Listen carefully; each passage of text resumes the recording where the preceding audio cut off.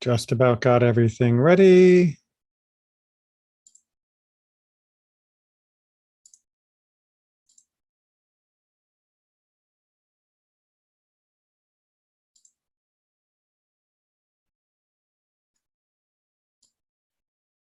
I lost you for a second, but I got back up again.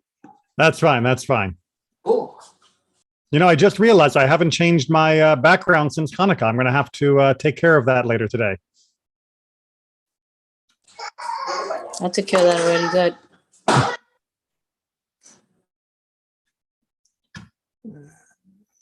YouTube screen is up and running over there.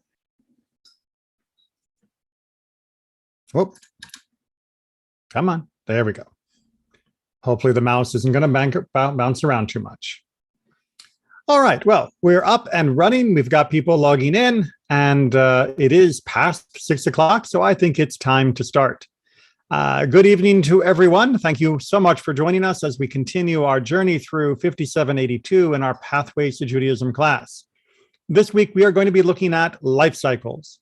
Life cycles are the different ceremonies that mark different parts of our life, mark it with a way to sanctify it, mark it by a way to celebrate the meaning, and mark it as a way to celebrate the joy. We will deal with the end of life questions in a different class because there are many different topics that become too much to cover all in one class if we are going to do that. We will also take a deeper look in some of these topics in later classes, but I want to see the general pattern of life cycles in Judaism, because in general, I want you to keep in mind that in Judaism, we celebrate taking upon ourselves new responsibilities. We celebrate when we have new people that we have obligations to, and we celebrate when we are given obligations by other people. That's sort of the basic framework of our Jewish life cycle celebrations. Excuse me, I'm going to turn that off because it'll get annoying very quickly if it's going to keep doing that. I apologize for not doing it in advance. There we go. And this is very unusual for my American students, because in most of the American life cycles, we celebrate new freedoms, new permissions, rather than new responsibilities or obligations. So you're going to have to switch into a different mode and look for the obligations as being celebrations. But let's go ahead and talk about the general pattern. So looking in Rambam's Mishnah Torah, as he talks about the general way that a person lives their life, the order of their life, that there is the way of a sensible person. And as he puts it, a sensible person should first select a permanent vocation, get a job out of which to derive a livelihood, then buy a home, and after that, get married. As it is said, build a house, plant a vineyard, and betroth a wife, taken from Deuteronomy 20, talking about the different steps that a person might follow. But fools reverse it by taking a wife first, and after that, if he is able, purchase a home, and after that, in his declining years, he will look about trying to find a vocation, finding a job, or be supported by charity, by tzedakah. So there is an order to things, and the order is to make sure that we are successful. Now, this is a great rule of thumb, and one that I wish more people were trying to follow even to this day. A lot of people still rush into relationships when they are not yet ready to look after themselves, let alone take on the responsibility of a spouse, and let alone take on the responsibility of a child. Many people will also move out of their house far too early, thinking that somehow by showing off their independence, again, a more American concept, that they are achieving something. But in fact, you should move out when you are ready to take care of your own home. And even then, of course, don't forget to stay in touch with the family. But really, when we talk about our life cycles, we're not talking about the general pattern of living. We're talking about these liminal moments, these threshold times when we are moving in a stage of life from one to the other. And the first, of course, is at the beginning, birth. Now, as a life cycle, This is not something that the child is aware of because we're not conscious when we are born. We don't know what's going on and we don't have memories of what's going on. But this is a life cycle for the parents as they pass in to this new territory of what it means to have a child that you are looking after. Now, it is a commandment to have a child. And this comes all the way back in the book of Bereshit, the book of Genesis. And in fact, this is the first commandment in the entire Torah, to be fruitful and multiply. Just as a quick reminder, this does not mean that one should do so to the detriment of yourself or your children. That's why it said, make sure that you can look after yourself and look after a spouse before you're having children. We don't just run around having children recklessly. But we have to recognize that with all of the responsibility comes a joy and comes the blessing of being a parent. And as we celebrate that, we welcome both boys and girls into the people of Israel. And this welcome includes some common elements, such as giving a name and giving a blessing to them. But there are also some differences, specifically Brit Milah, the circumcision. So let's look at the common elements first. My mouse is indeed going to be annoying. So I'm just going to just a second here while I change a setting. There we go. All right. So the first thing we have to do, did I skip too far? No. Okay. The first thing we have to do is to give a child a name. We can't just call the baby, hey, you, or what's her face. We need to name them. And we see that there is a very long tradition in the book of Genesis of names having great significance. You can see the quote here from Genesis 29, the most nameful chapter in the entire book of Genesis, where so many different people are being given names and names with an explanation. A name might be chosen because it expresses our gratitude. And indeed, most of the names of Leah and Rachel in this chapter are different ideas of gratefulness. For example, we have the name Reuven. Reuben, as we would say that in English, literally means look, a son. This is an exclamation, a statement of pride, a statement of joy upon seeing this boy that has been born.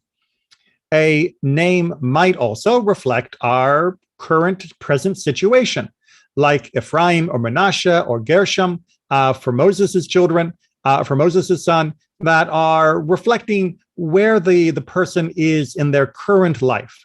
Not so much of a thankfulness and not so much of a future, but where we are right now.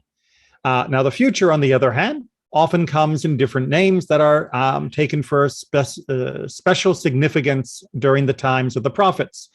They reflect our dreams, our hopes, our aspirations. And of course, there are other names all the names that we choose, whether it is for gratitude, for the present, or for our dreams, will also reflect our heritage. Because every Jewish name has two components. It has the name of the individual, here represented by the word ploni, or ploni or plonit, the masculine or feminine form.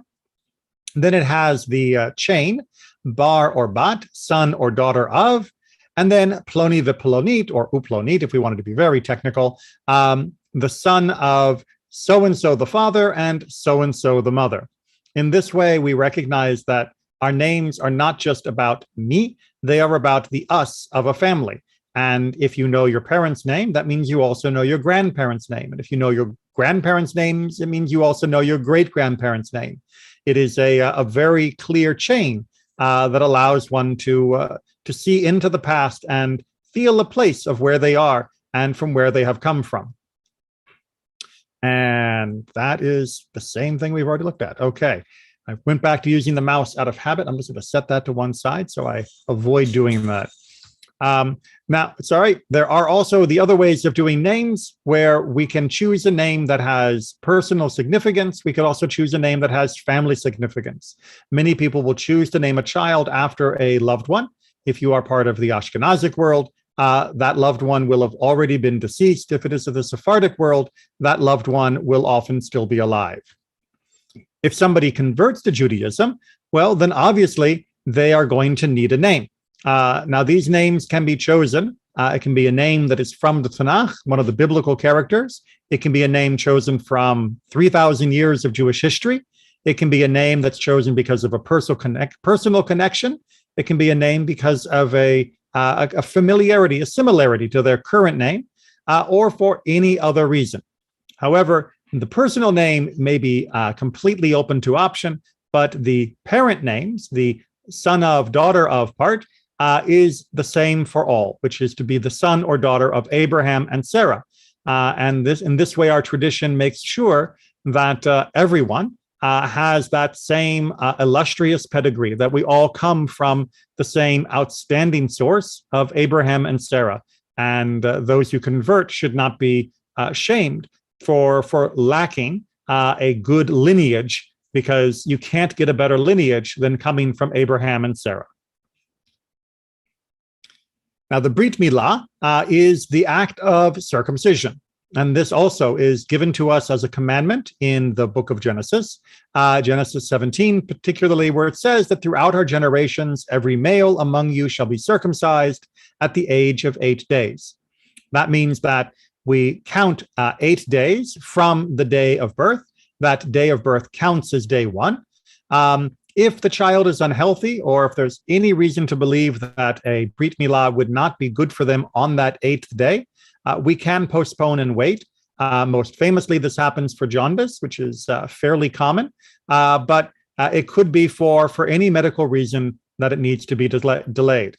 However, we don't delay it out of convenience. And in fact, even if it is Shabbat that the 8th day happens, we will still break Shabbat in order to perform the mitzvah of Brit Milah.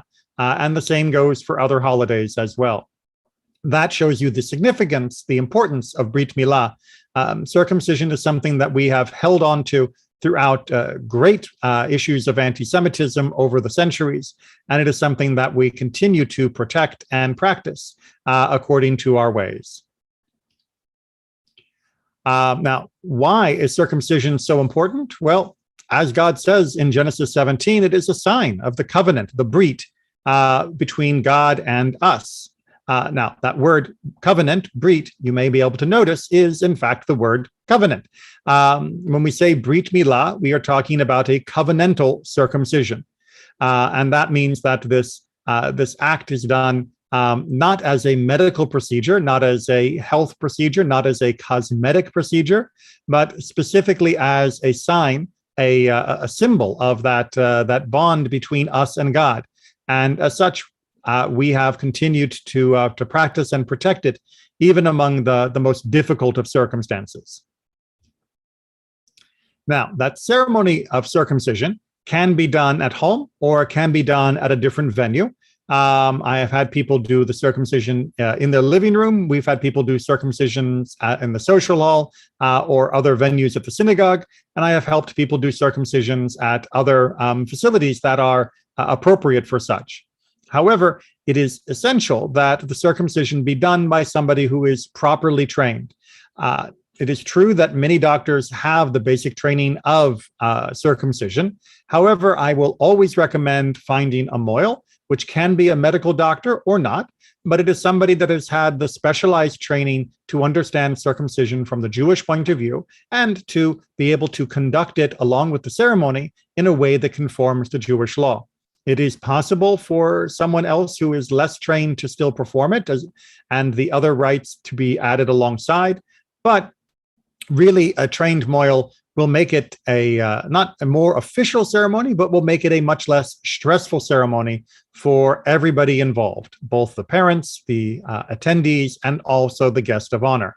A trained moil is very good at helping the child to be relaxed and to be prepared for what happens. And really, the child will complain much more about having their diaper moved than they will about the actual procedure.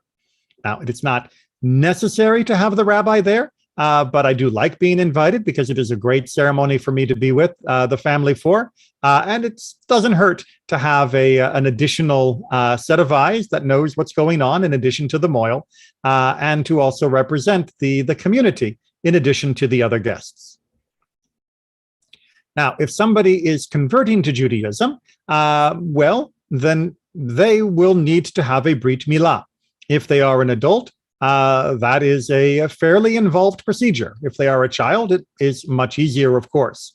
Now, the way that the procedure is taken care of, I can help you if you are interested and go through those details. Please email me if you need more instruction, and I can give you advice on different people that can perform the act of Brit Milah. However, in the United States, it is not uncommon for people that are born not Jewish to nevertheless be circumcised. And indeed, for many, many decades, it was standard. It's becoming less standard in recent years, but in the 60s, 70s, 80s, and 90s, almost all boys born in America were circumcised.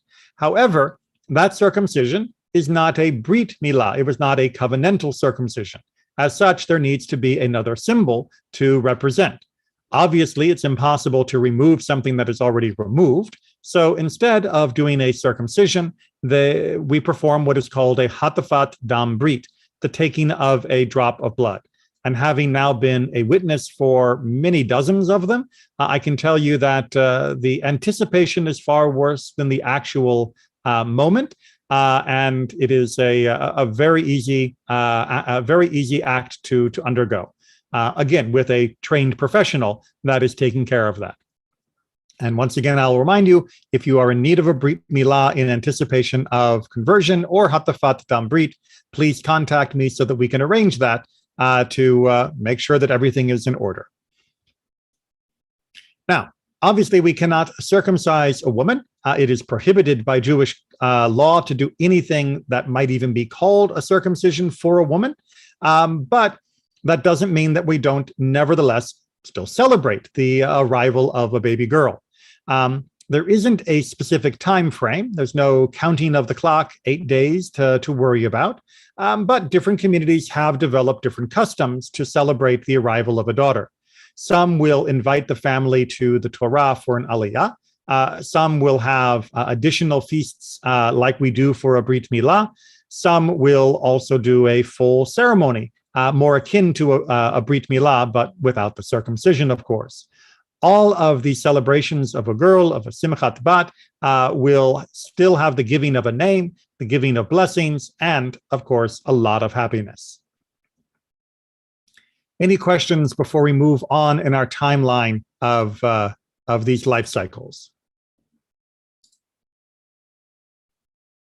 Okay, so the next life cycle that can come along is 30 days later, and it's called Pideon Haben, or otherwise translated as the redemption of the son, specifically the son that is the firstborn. It is said that we have to redeem our firstborn sons, and there is a special ceremony where this is taken care of. This idea of redeeming of the firstborn is something that draws its inspiration in the Torah from the redemption of all firstborn, the idea being that all firstborn, all first life belongs to God.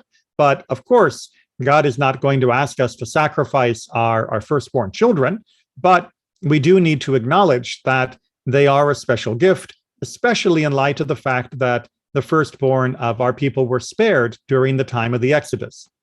Now, there are many details of how this happens. It has to be the firstborn of that mother, not the firstborn of the father, but the firstborn of the mother. And it has to be a birth that is not a C-section.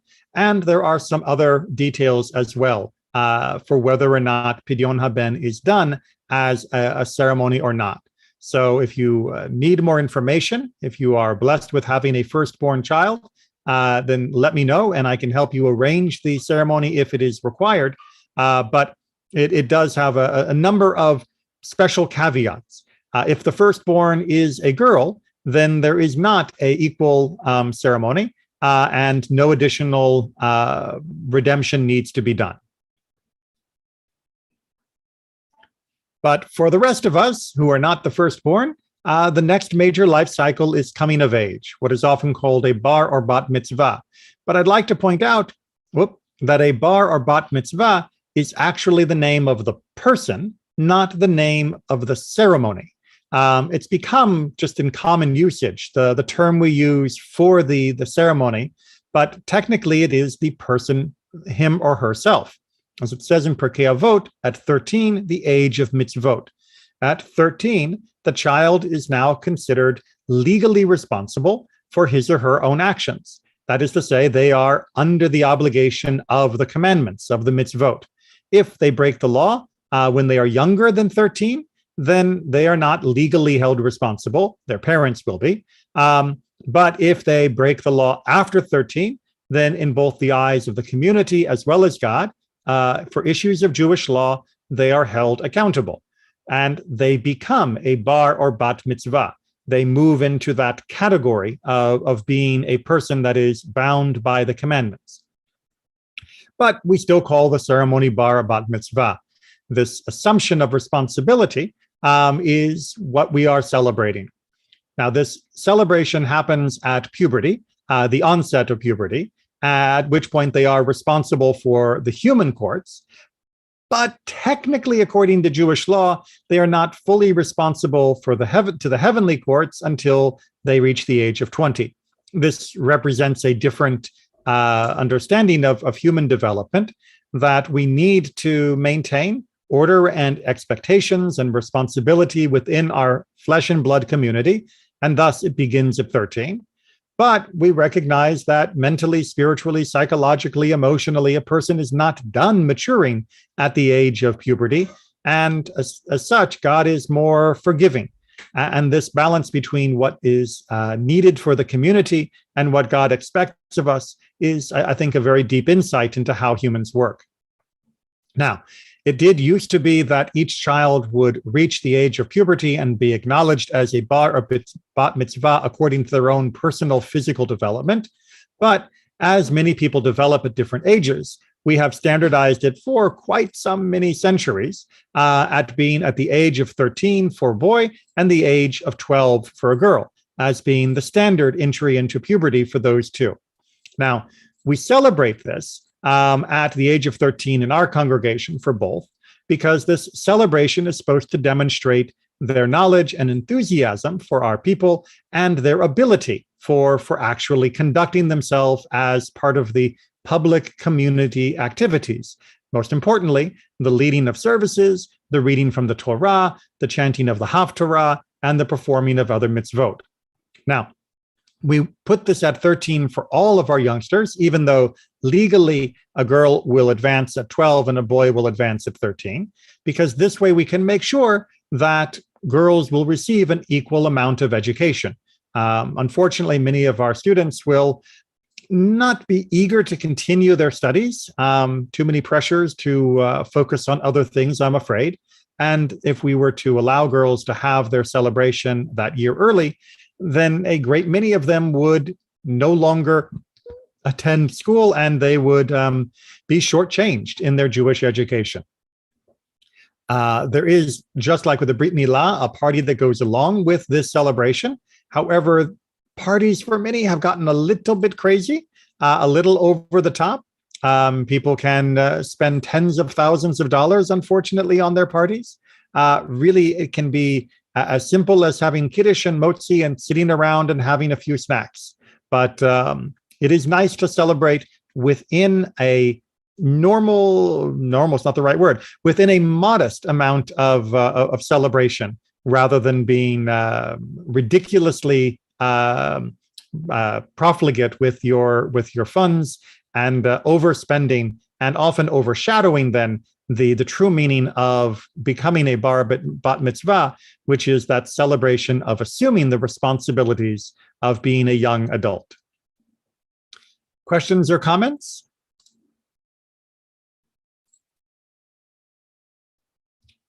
All right.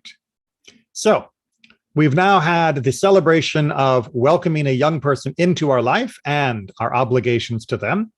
And of course, the beginnings of them learning what their obligations are in the world, and then transitioning to the point where they are now aware of those obligations and are held accountable for them, meaning the bar or bat mitzvah age. And that then means that they are now responsible for themselves. A wedding means the transition where you become responsible for another person. Again, this should be much later in your cycle of development. One should not rush to become responsible for another person prematurely. Most people have difficulty becoming responsible for themselves, and the added requirement of being responsible for someone else can be just too much of a challenge for many people to handle. Now, people often make the mistake of thinking that if they're not married, that they don't have those responsibilities. But just as a quick aside and FYI, if you are engaging in deep emotional or physical intimacy with another person, just because you have not gone through the life cycle of marriage does not mean that you are not responsible for that other person. And it's very much a shame and a sadness that many people will casually treat other people to whom they have obligations of emotional and spiritual connection simply because they have chosen to engage in intimacy and emotional and physical intimacy before having a wedding. Just because you haven't done the ceremony doesn't mean you don't have obligations. And of course, it is right and proper to wait to have that physical intimacy and emotional intimacy until after the wedding. But I know I'm pushing against the wind there, but I will still just want to make sure everybody understands, just because there isn't a ring doesn't mean you don't have obligations. And you still are required at all times to treat a person that you are acting as though they were your spouse with the same respect and dignity you would if they were legally your spouse. Don't try and use that as a loophole for behaving badly. So why get married in the first place? Well, again, going back to Bereshit, as you can see, the mother lode for so much of what we have to understand about our life cycles, God explains very clearly it is not good for the human to be alone, that this Adam Rishon, this first human being, needs a companion. And it is said at the end of that same chapter, or rather at the end of that creation, that a man leaves his father and mother and clings to his wife so that they become one flesh. This idea being that there is a wholeness that comes when you find the right person to be with and to build a life together with them. Now, that does not mean everyone has to get married. If you are unable to find a right and proper partner for you, then by all means, that is certainly better to remain alone than it is to be in a unhappy and difficult and dangerous relationship. However, in the right circumstances with the right partner, a marriage is a beautiful way to recognize the coming together of two souls and to help them build that home and life that they are going to share. And really, this is something that is, when you have found the right person, impossible to consider doing without that other person. It simply becomes beyond imagination to think of building the life that you want without that other person alongside of you. And the husband and wife are meant to have an equal share of love and respect for each other. But we'll talk more about marriage another time. For tonight, we are focusing on the wedding itself. And the ceremony in Judaism is at its core very simple. Again, like with a bar mitzvah, some people will go to great lengths to add, to embellish, and to certainly splash out on the celebration. But as far as the ceremony itself goes, it's fairly straightforward. There are two parts. There is the part for the betrothal, which is known as erusin, and there is a part where there is the blessing, known as nisuin. And together we refer to the entire ceremony as kiddushin, specifically the sanctification of this relationship. Now, erusin, the betrothal or engagement part, happens after you have welcomed the bride and groom into the chuppah, the wedding canopy, and there is a blessing recited over a cup of wine. Wine, as you'll no doubt know, is a big part of many of our life cycle events as a symbol of joy and gladness. And the blessing is as follows. Blessed are you, Lord our God, Master of the universe, who has sanctified us with his commandments and commanded us regarding forbidden unions, and who forbade betrothed women to us, meaning someone else's wife, and permitted to us those married to us by chuppah and kiddushin, by the wedding ceremony. Praised are you, Lord, who sanctifies his people Israel with chuppah and kiddushin. You'll see that very beautifully in this prayer that we are thanking God for putting limits on who we are allowed to marry. We can't marry our sisters, we can't marry our aunts, we can't marry our brothers, we can't marry our uncles. And we can't marry or be with other people that are prohibited as well, specifically listing in addition those that are already married, meaning adultery. And through those limits, it creates room for a very special relationship, rather than relationships being merely casual and superficial. By having limitations on who we can be with, and then creating the ultimate limitation through the monogamous bond between husband and wife, we are creating a unique moment of sanctity and a unique bond of sanctity between these two people. And that is something that is indeed worthy of blessing.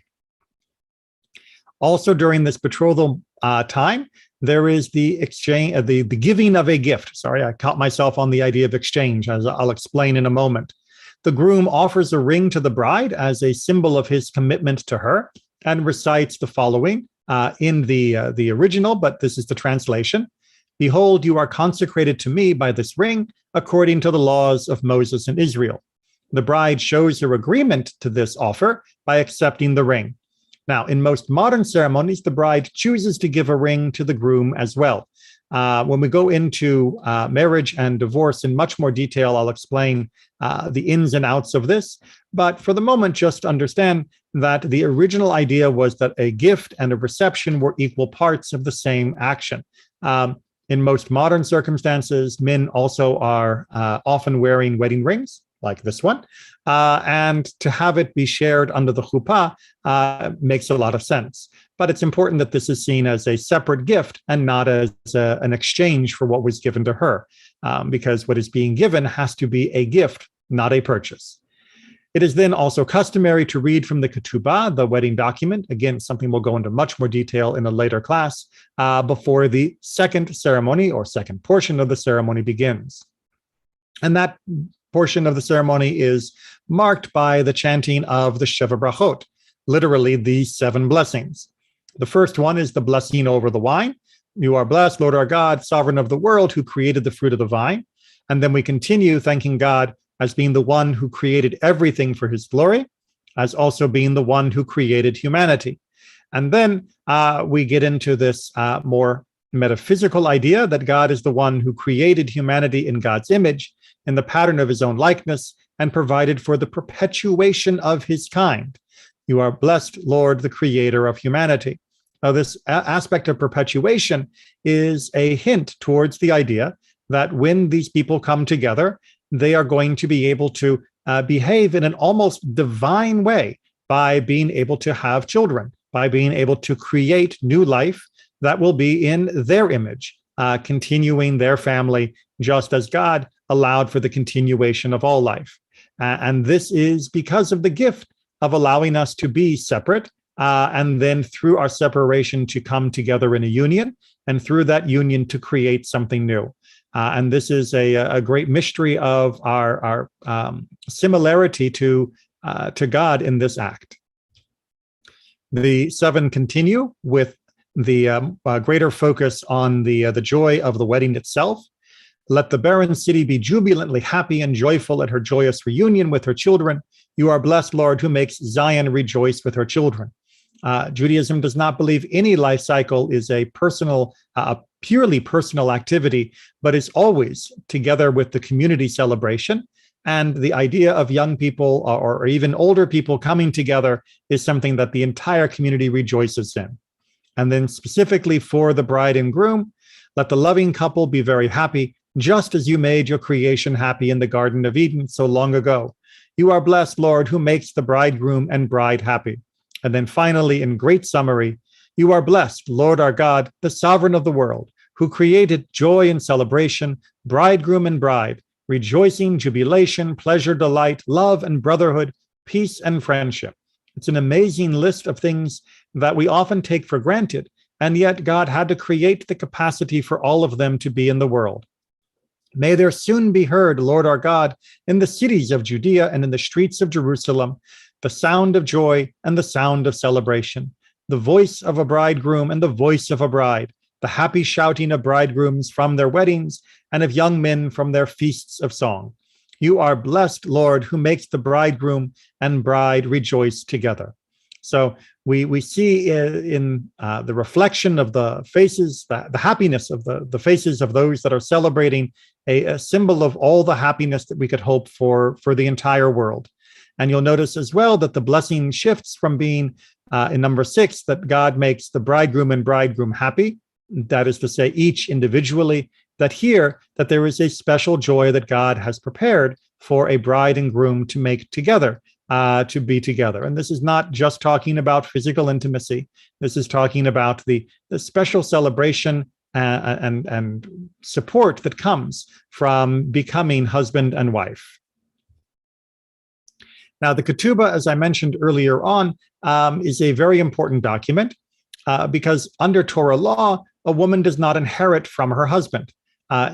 Also, if a woman is divorced, there is no automatic responsibility to pay for her.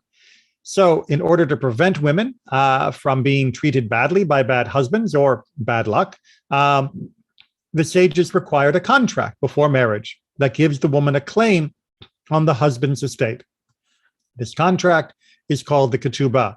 It is a great example in Judaism that as much as we want to celebrate and shout to the rooftops about love, we also know that sometimes love doesn't prevent bad things from happening, either by bad luck or by changes of personality and circumstance. And if you truly love someone, you will prepare to make sure that you are going to take care of them once that love has begun to hit problems, again, either by bad luck or by bad personality changes. And the Ketubah represents that love requires that good planning, that good preparation. Again, the hallmark of a good relationship is accepting responsibility. And as I mentioned throughout, we have a wedding under a chuppah. A chuppah is a wedding canopy. Here you can see stretched between 4 poles. It can come in many different shapes and sizes, as long as it's big enough for the bride and groom, and as long as it's a canopy over them, then that is adequate. Now, this canopy, this chuppah, symbolizes many different things. It can symbolize the space of halakha, of Jewish law, under which we are conducting the ceremony. It can also symbolize the bait, the home that the couple will build together. It is also a historical reminder. In the ancient world, the bride and groom would go to a special chamber, a special room to be together. That was called a chuppah, that was a separate space altogether. Now, we don't have that same kind of custom in the modern times. However, we do still have the bride and groom spend a little bit of time alone immediately after the ceremony, so that they can have that moment of respite before they greet their guests and dive into the celebration, and that moment of just quiet reflection of being together as husband and wife for the first time following the ceremony. It is a very special moment.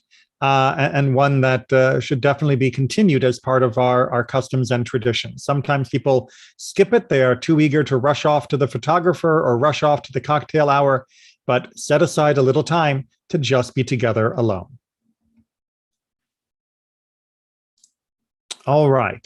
Now, that is our brief and quick whirlwind survey of the Jewish life cycles. And we are going to leave it there. Like I said before, I had to separate out the end of life questions because that is a different topic that will require much more study and investigation. So we'll save that for another time. And we will also touch on different aspects of some of these life cycles in more depth as well. But I wanted you to see the broad pattern, the broad outline. Sometimes we get so caught up in life of examining each and every event that is currently in front of us that we fail to see the big picture. We fail to see the broad signposts along the highway that are showing us the connections between everything that is happening, from birth through coming of age, through the taking of a family, this idea of assuming responsibilities and of understanding our place in the world through that chain of obligation that we both give as well as receive. This is what our life cycles are trying to show us. This is what gives the mark of sanctity and holiness to all of these activities. and something that we can cherish in their own individual moments, but also cherish as being the broad structure that gives a very important guidance to our lives. With that, if there are no other questions, we will finish for this evening. A reminder to those that are available later tonight at 7:30, I'll be doing another class. It's not part of the Pathway class, but it's a special course that is going to be looking at how Judaism answers questions, what we call she'elot utshuvot, or responses. And in particular, we'll be looking at the place of women in Jewish law in a 3-part series. So if you're able to join us, that would be wonderful. Please check either the WhatsApp, the emails, or the website for more information on that upcoming class. That'll be at 7:30. Take care, everyone. I'll see you then, or I'll see you on Shabbat. Thank you.